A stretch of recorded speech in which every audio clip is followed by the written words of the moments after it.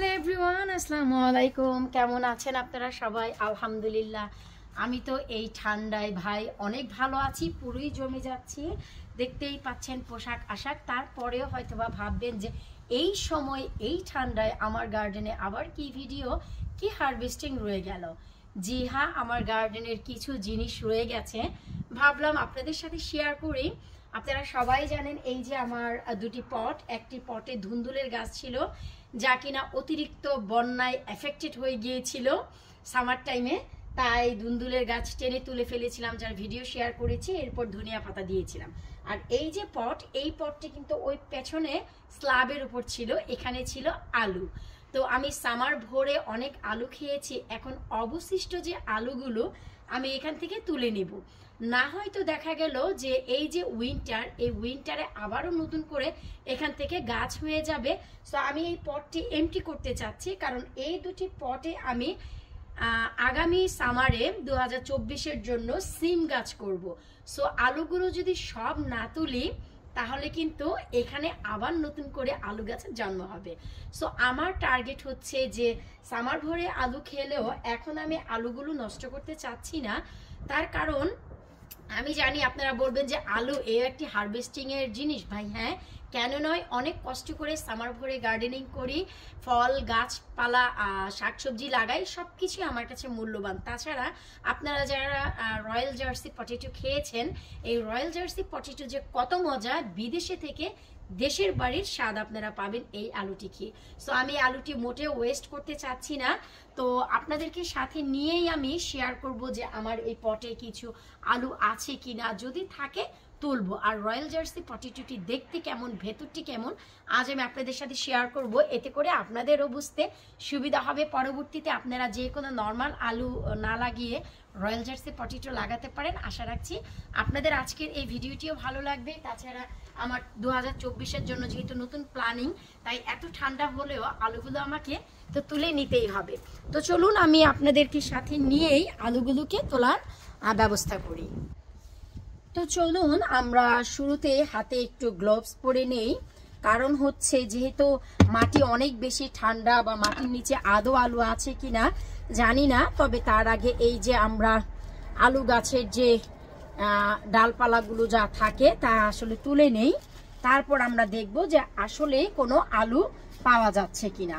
পাওয়া গেলে তো ভালো, সোনাই সোহাগা।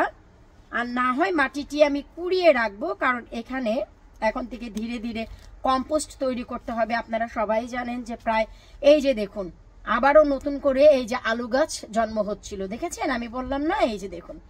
ও মাই গড। সো আমার আর আসলে এগুলো প্রয়োজন নেই।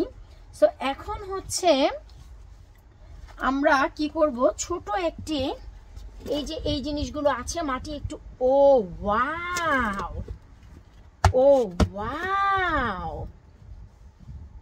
এই যে দেখুন, ও মাই গশ, ওয়াও, শুকুর আলহামদুলিল্লাহ, শুকুর আলহামদুলিল্লাহ, শুকুর আলহামদুলিল্লাহ।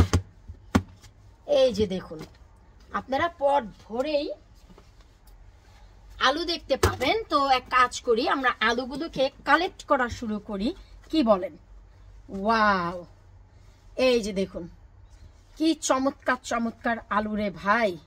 তো এই আলুগুলি আপনারাই বলেন, এগুলো কি ইচ্ছে হয় ফেলে দিতে? এত চমৎকার আলু, ট্রাস্ট মি, এই দেশে বসে একেবারে দেশের আলুর ফিল পাবেন এই আলুগুলো খেলে।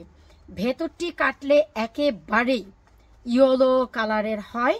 এখানে আমি দুই ধরনের পটেটো লাগিয়েছিলাম, যারা আমার চ্যানেলে রেগুলার ভিডিও দেখেন তারা কিন্তু সবাই জানেন। সো এই যে দেখুন, আমি সবগুলো আলু এখন এই যে দেখুন কালেক্ট করব একটি একটি করে। ওয়াও, শুকর আলহামদুলিল্লাহ, অনেক আলু পেয়েছি। ছোট যে আলুগুলো, এগুলো দিয়ে আমি তেহেরি খাবো, কারণ ছোট আলু দিয়ে তেহেরি রিয়েলি টেস্ট হয়। আপনারা কখনো খেয়েছেন কিনা জানি না, আমি তো ভাই খেয়েছি। এই যে দেখুন, তো ভিডিওটা যেন বড় না হয় তাই আসলে আমি আলুগুলো আগে কালেক্ট করি, কি বলুন আপনারা? এই যে দেখুন পুরো পটটি ভরেই আসলে আলু, তো আলুগুলোকে আগে কালেক্ট করি, মাটিগুলো সরিয়ে তারপর আবার আমরা দেখি যে কি পর্যায়ে আলু আমরা আজকে পেলাম। শুকর আলহামদুলিল্লাহ, এই হচ্ছে দুটি বাস্কেটে আমি আলু তুলেছি, আপনাদের দেখাচ্ছি। এই যে আলুর টেক্সচার, আমি এই আলুগুলোকে কেটেও আপনাদের দেখাবো যে ভিতরের টেক্সচারটি কেমন। বেসিক্যালি আমরা যারা ইউকেতে আলু কিনি, আলু কিন্তু রান্না করার পরপরই গলে যায়, ভর্তা করলেও মনে হয় বালি বালির মতন গলে গেছে, মোটেও ভালো লাগে না। সো আমাদের বাংলাদেশের যে আলুগুলো, তার ভিতরের যে টেক্সচার খুব শক্ত হয় এবং ইউলিশ হয়, আর এই দেশের আলুর ভিতরের টেক্সচারটি হয় সাদা রঙের।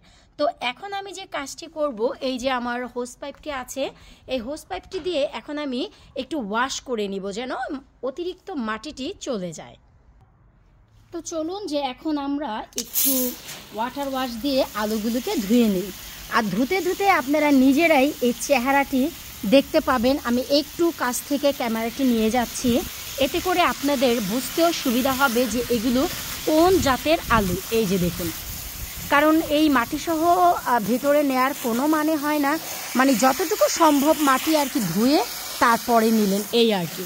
তো গত বছর আমি এই আলুগুলো যাদের যাদের দিয়েছি সবাই খেয়ে ভীষণ ভীষণ ভালো রিভিউ দিয়েছে। এই যে দেখুন, খুবই চমৎকার। বিশেষ করে আমাদের যে সৌরভ ভাইয়া, আপনারা আমার চ্যানেলে যারা রেগুলার ব্লগ দেখেন তারা জানেন যে সৌরভ ভাইয়া, মিম, ওরা আসে আমাদের বাসায় বিভিন্ন পার্টিতে। তো গত বছর আমি সৌরভ ভাইয়াকে এখান থেকে হালকা কিছু আলু দিয়েছিলাম আমার গার্ডেন থেকে তোলার পর, সর্বশেষ আলু। সে খেয়ে সে নিজেও ভীষণ পছন্দ করেছিল যে না ভাবি, এগুলো খুবই ভালো আলু। তো এই যে দেখুন কি চমৎকার আলু, আমি একেবারে ধোয়ার পর কিন্তু মাটিও চলে গিয়েছে এবং সম্পূর্ণ ফ্রেশও কিন্তু হয়ে গিয়েছে। এই তো ভাই, আলুগুলো ওয়াশ করে নেওয়ার পর দেখতেই পাচ্ছেন কত অসাধারণ লাগছে। তো এবার চলুন আমরা একটি নাইফ দিয়ে আলু কেটে দেখি যে এর ভেতরের টেক্সচারটি কেমন। আমি যখনই বলি যে royal jersey potato, it's really nice texture, খুবই ভালো হয়। তো আসুন আমরা একটু কেটে দেখি যে কি অবস্থা। আসলে একটু রোদ উঠেছে, আমি জানি না যে আপনারা ক্লিয়ার দেখতে পাচ্ছেন কিনা, তারপরেও আমি ট্রাই করছি যে একটি নাইফ দিয়ে কেটে দেখানোর জন্য। ওয়াও, নিজেরাই দেখুন কতটা শক্ত এই আলুটি। বেসিক্যালি কিন্তু আলু প্রেস করলেই কেটে যায়। এই যে আমি যেমন কথা দিয়েছি ঠিক তেমনটি আপনারা দেখতে পাচ্ছেন কি না আপনারা নিজেরাই বলুন। আলুর ভেতরটি একেবারেই হলুদ বর্ণের, এই যে দেখুন একেবারেই হলুদ বর্ণের, বেসিক্যালি সাদা বর্ণের হয়। এটি হচ্ছে আমাদের বাংলাদেশের যে আলু, ঠিক সেই কালারটি, একেবারেই শক্ত যে আলু, সেই শক্ত আলু। তো আশা রাখবো এই ছোট্ট ভিডিওটি আপনাদের আজকে ভালো লেগেছে। কেমন লাগলো কমেন্ট করতে কিন্তু একেবারেই ভুলবেন না। দেখছেন তো এই দেশের ওয়েদারের ভাই কি ভরসা, কনকনা ঠান্ডা বাতাসে আমি আলু তোলার জন্য বাহিরে এসেছি, আর এই যে মাত্র 1 সেকেন্ডের জন্য একটু রৌদ্র হাসি দিয়েছে, এখনই আবার চলে যাবে। তো যাই হোক, আশা রাখছি আজকের এই ভিডিওটি আপনাদের ভালো লেগেছে। আমি যে পট থেকে আলু তুলেছি সেই পটটি আমি আগামী বছর সিম লাগানোর জন্য প্রস্তুত করব, তার প্রতিটি ভিডিও আপনাদের সাথে শেয়ার করব। সিম গাছের জন্য আমি কিন্তু বেসিক্যালি আলাদা আলাদা খাদ্য দিয়ে সিমের পটটি রেডি করি, সিমের যে বেড সেটি রেডি করি, সিম গাছের বেডটি। তো তাও আপনাদের সাথে শেয়ার করব। Keep watching my channel, love you all guys, আল্লাহ হাফেজ।